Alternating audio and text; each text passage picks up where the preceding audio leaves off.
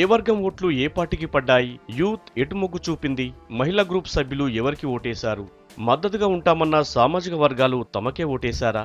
ఇలా నియోజకవర్గాల్లో ఓట్లను లెక్కించుకుంటూ తమ గెలుపుపై అంచనాలు వేసుకుంటున్నారు అభ్యర్థులు. కూడికలు తీసివేతల లెక్కల్లో మునిగిపోయారు. అనుచరులతో నియోజకవర్గంలోని పరిస్థితిని ఆరా తీస్తున్నారు కరీంనగర్ జిల్లా నేతలు.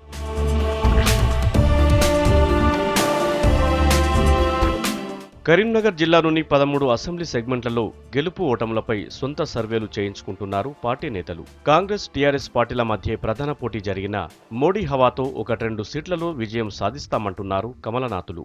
కాంగ్రెస్ నేతలు మాత్రం జిల్లాలో ఎక్కువ సీట్లలో పాగా వేస్తామని ధీమా వ్యక్తం చేస్తున్నారు. తెలంగాణ ఇచ్చిన కాంగ్రెస్ పార్టీకి విజయావకాశాలు ఎక్కువగా ఉన్నాయంటున్నారు. తెలంగాణ ఇచ్చిన కాంగ్రెస్ పార్టీగా ప్రజలు మమ్మల్ని ఆశీర్వదిస్తూ ఉన్నారు. కార్మిక విభాగంలో పట్టున్న సిపిఐ సపోర్ట్ చేయడం మాకు ఉపయోగపడ్డది. తప్పకుండా గెలుస్తామనేటువంటి 100% కాన్ఫిడెన్స్ ఈ సందర్భంగా వ్యక్తం చేస్తా ఉన్నాం.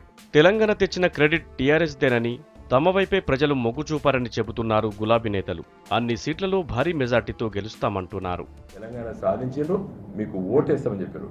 ప్రజాస్వామ్యంలో ఎన్నికల ప్రక్రియలో నా దృష్టిలో ఇది మొదటిసారి జరిగింది. ఒక రాజకీయ పార్టీకి ఉన్నటువంటి అభ్యర్థుల్ని మేము ఒక్కసారి టీఆర్ఎస్ పార్టీకి ఒక్కసారి కారు గుర్తుకు ఓటేస్తామన్నారు. ఇక్కడ టీఆర్ఎస్ పార్టీ తరఫున ఎవరు పోటీ చేస్తున్నారు, అభ్యర్థి పేరైంది అనేది ప్రజలంతా పట్టించుకోలేదు. నియోజకవర్గాల్లో పార్టీల పరిస్థితిపై ఓ అంచనాకు వస్తున్నారు నేతలు.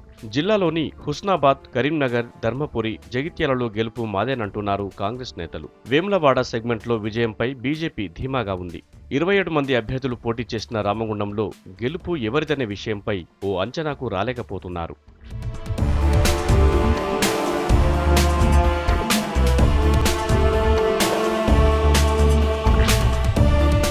ప్రస్తుత ఎన్నికల్లో క్రాస్ ఓటింగ్ అభ్యర్థుల విజయావకాశాలను ప్రభావితం చేయనుంది.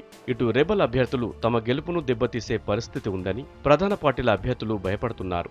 మెజార్టీ స్థానాల్లో ఓట్ల చిలిక తమ తలరాతను తారుమారు చేస్తుందేమోననే బెంగ అభ్యర్థులను వెంటాడుతోంది.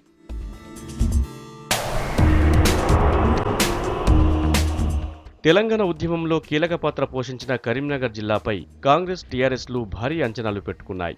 2 పార్టీల నేతలు గెలుపుపై ధీమాతో ఉన్నారు. మొత్తానికి ఎవరి అంచనాలు నిజమవుతాయో కొన్ని రోజుల్లో తేలనుంది.